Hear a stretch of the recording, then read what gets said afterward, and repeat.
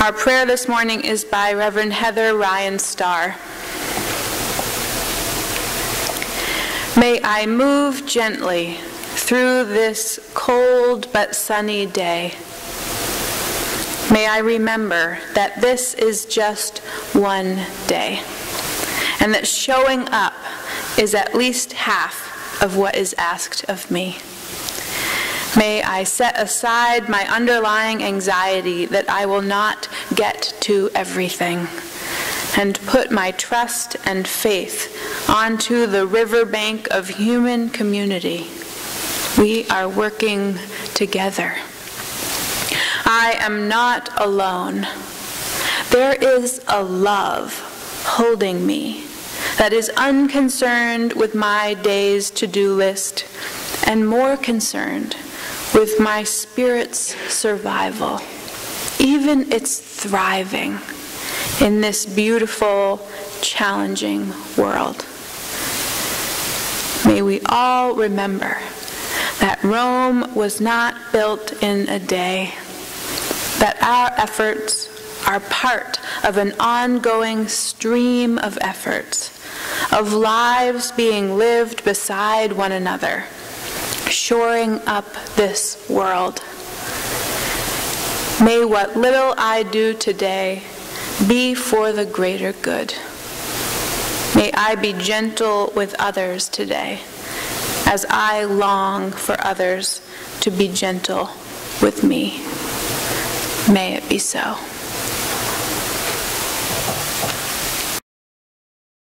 Of the 14th Subcommittee on Convening a Discussion Group by Marge Piercy. This is how things begin to tilt into change, how coalitions are knit from strands of hair, of barbed wire, twine, knitting wool, and gut.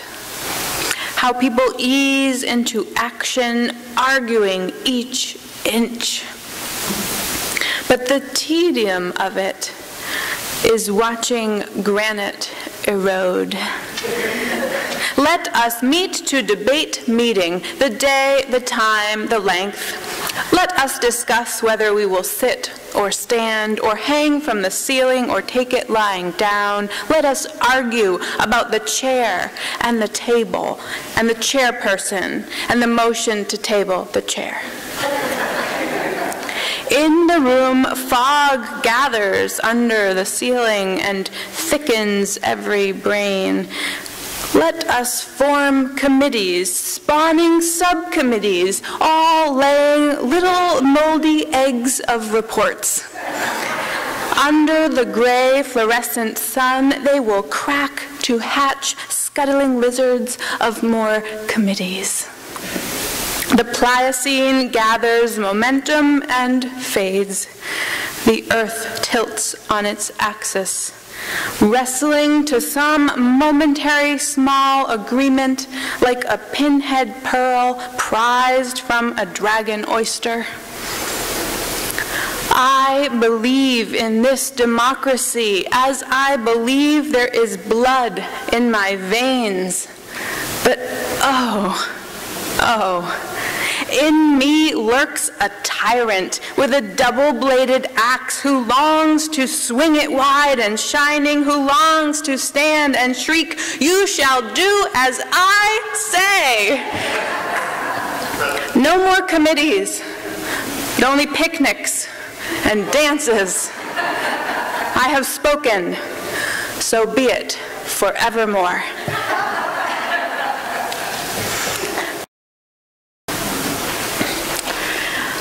Let us meet to debate meeting, the day, the time, the length. Let us discuss whether we will sit or stand or hang from the ceiling. Let us argue about the chair and the table and the chairperson and the motion to table the chair. Let's face it, there is nothing more challenging than working with other people. When we gather to accomplish any task together, first we must decide how we will organize ourselves, who will be in charge, what the rules will be, and how we will hold each other accountable when those agreed-upon rules are not being followed. It's exhausting. It's also disappointing when others don't share our point of view or get excited about the things we are excited about. It's frustrating when we can't get a word in or don't feel our voice is being honored. It's painstaking and time-consuming to hear from everyone and to hear from that one person over and over again, and discuss the same idea again, inching slowly toward consensus. And it takes a lot of energy. Working alongside others takes hard work and attention, even when things are going well. We must constantly think to ourselves, did I communicate well enough? Is everyone on the same page? Will the other people really complete the tasks that they have committed to? Am I worthy enough to be entrusted with the tasks I have committed to? It's so much easier to run a race on our own than to tie our leg to someone else's in a bumpy, bumbling, stumbling, falling down and getting back up again, three-legged race. So why do we do it? Why do we have committees at all if they are so challenging?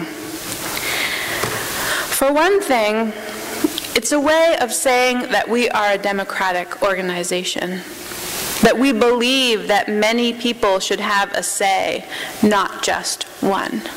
This is something so important to Unitarian Universalists that we've made it one of our 7 principles of our faith. The 5th principle is the right of conscience and the use of the democratic process within our congregations and in society at large. So we think for ourselves, but we join with others when it comes to decision making. Committees allow us to accomplish more than we would alone. If we never joined our energy with the energy of others, all of our projects would be limited in scope to our own skill sets and availabilities. But together, joining our gifts, we can accomplish great things. We can be creative, feeding off of one another's ideas and energies. We can make a difference, organizing to show up in numbers rather than just on our own. And we can also grow as individuals when we are asked to work as part of a team. We learn about ourselves and our world that way. We are forced to work on our stuff. We become better people. Committee work often leads to misunderstandings and occasionally hurt feelings. And sometimes it feels like it would have been better to stay at home in bed and pull the covers over our heads rather than work with others. Then you would never get in trouble or be misunderstood. But learning to choose our words more carefully is something that working with others teaches us. Learning to apologize and to forgive is something working with others teaches us. Learning to consider the feelings of others, our tone, or how we share our ideas are meaningful life lessons that only come from working with other people. One of our guest speakers this year, Grace Sterling Stoll, shared this reading with us from Musong. Together action is like washing potatoes. When people wash potatoes in Korea, instead of washing them one at a time, they put them all in a tub of water. Then someone puts a stick in the tub and pushes it up and down, up and down. This makes the potatoes rub against each other. As they bump into each other, the hard, crusty dirt falls off. If you wash potatoes one at a time, it takes a long time to clean each one, and only one potato gets clean at a time. If they are all together, the potatoes clean each other. The next time you are at a committee meeting and you are getting frustrated, look around at the others in the room and picture them as potatoes. Ask yourself, what hard and crusty bit of dirt is being scrubbed right now? You know, we can get better at committee meetings.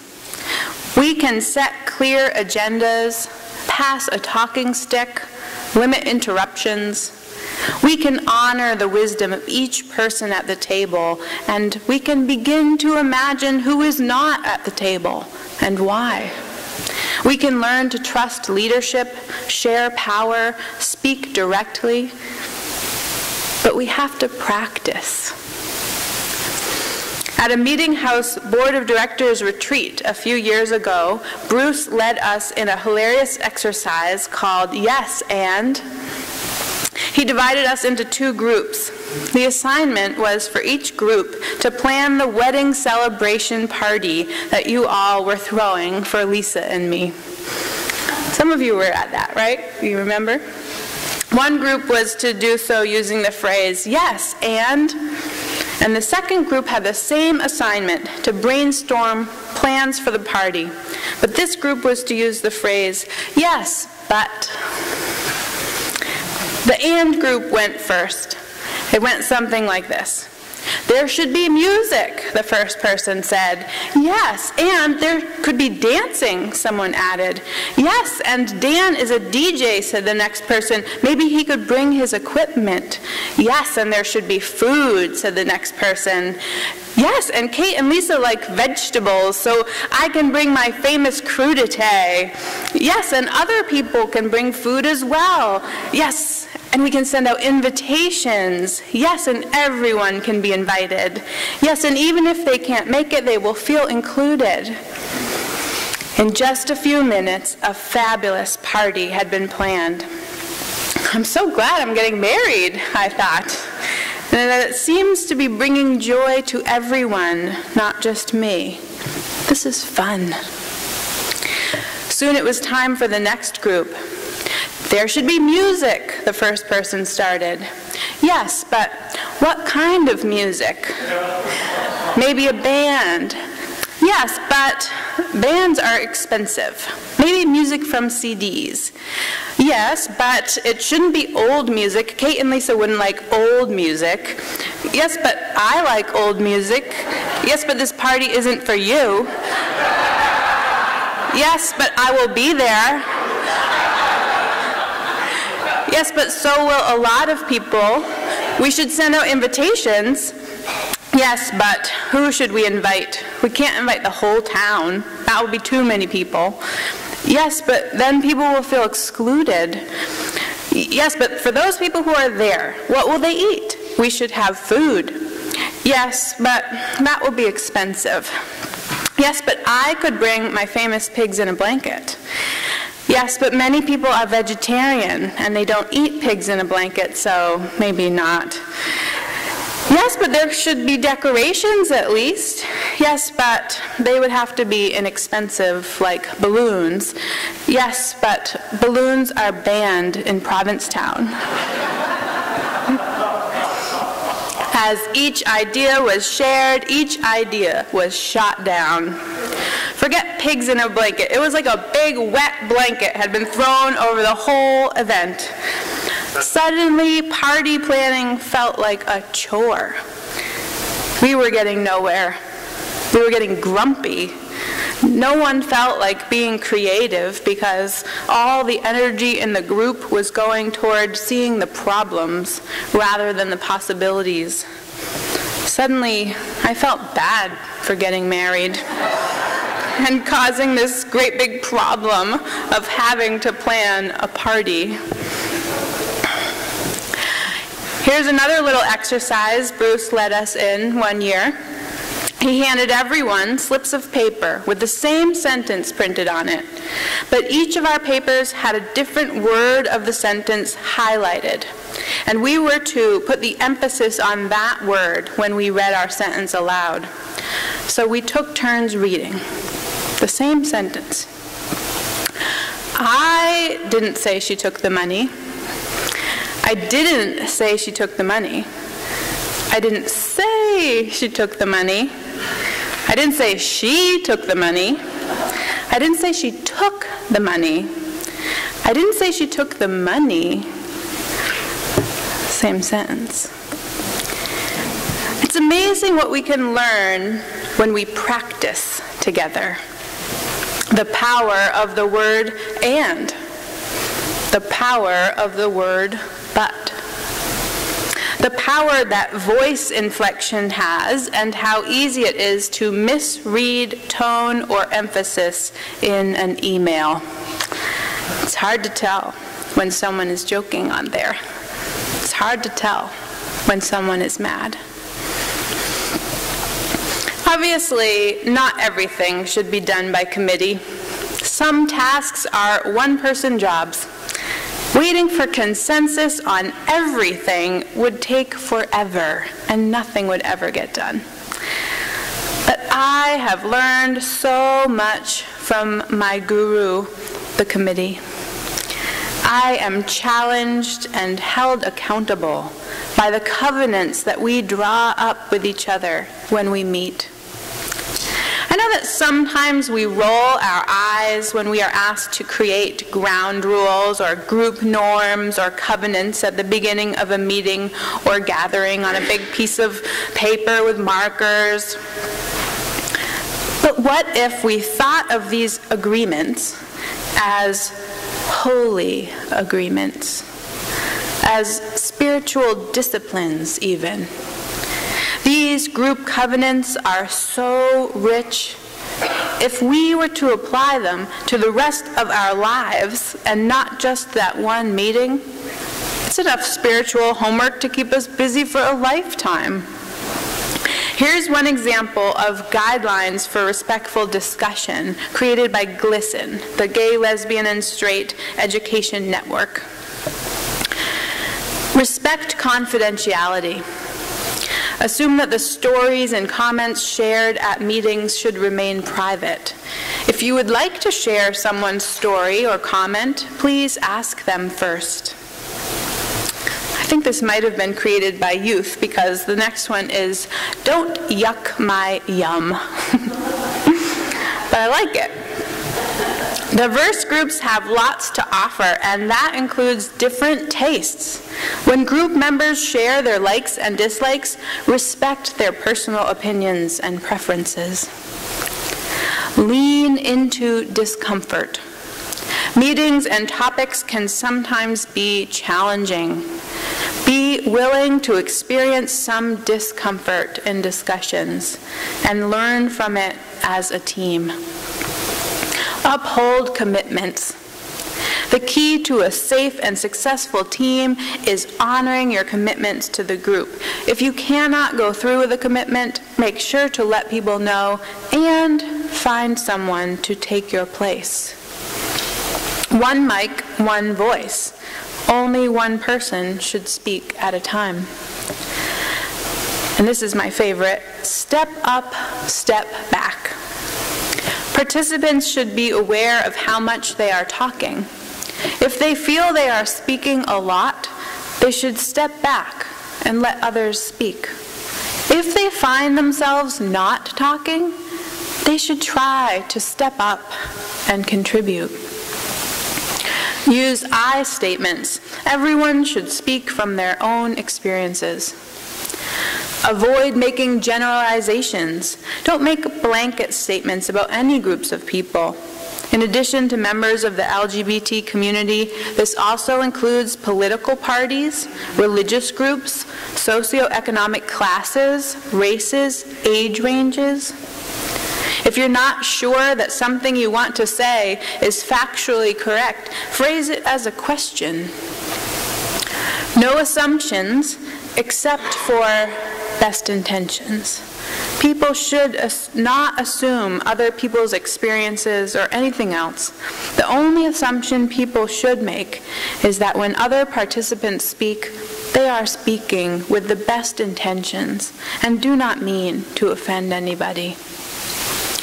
Correct gently, but do correct.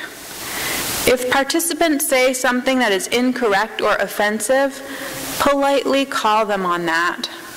Letting comments slip by only makes the space less safe and increases the difficulty of building successful partnerships. Wow, it's a lot to live up to. Jesus said, "For where 2 or 3 gather together in my name, there am I with them." In the Jewish tradition, there must be 10 to form a minyan. In Buddhism, there is the Buddha, the Dharma, and the Sangha. The Sangha is the community practicing the Dharma together. Could it be that there is something holy in joining together with others? Could it be that our work together, even if it is around a plastic folding table in the Rogers room, is holy work because we are doing it together? In a piece called "The Unseen Spiritual Discipline of Administration," Reverend Sue Phillips writes, "People do not generally go into seminary dreaming of supervising staff, copying orders of service, or calling plumbers. And lay folks, upon answering the call to elected leadership, do not usually expect to talk with bookkeepers, get bids for roof repairs, or negotiate differences of opinion about carpet colors. But Spirit works in mysterious ways, and as it turns out, the unseen spiritual discipline of administration is the earthly substance of much congregational leadership." Folks tend to underappreciate administration as a ministry because its aims appear so thoroughly secular. Lay leaders can feel mired in everyday church management issues and sometimes wonder how their church work began to feel so much like work. Church administration without spirit is indeed just work by another name. But there is a deep spiritual dimensionality of congregational leadership. Meaning is being negotiated every time people come together around a common purpose. Values are always being prioritized and practiced. The soulful question at the heart of congregational leadership, the essence that makes it different from secular pursuits, is what meaning will we make and which values will we serve? The secular substance of management and administration can only be transformed through practice, Sue says, which is why spiritual discipline is required. Depth doesn't descend on a committee meeting just because someone reads opening words. Deeper meaning emerges when people actively practice going deep together. Every moment a board, committee, or staff team shares spiritual practice, however modest, and every time they cast their work in terms of meaning-making and values living, is a holy moment. Committee work is redeemed from meaninglessness by this sacred effort. Sacred effort. Our closing reading is dedicated to all of you serving on committees here at the Meeting House. It's called A Song for the Unsung by Steve Crump. You make the coffee, set up the tables, and organize the cleaning when the rest of us have gone home. You know where the brooms and the supplies are kept. You run to the store in the nick of time. You find the great stuff to sell at the fundraiser. You remember to use I language.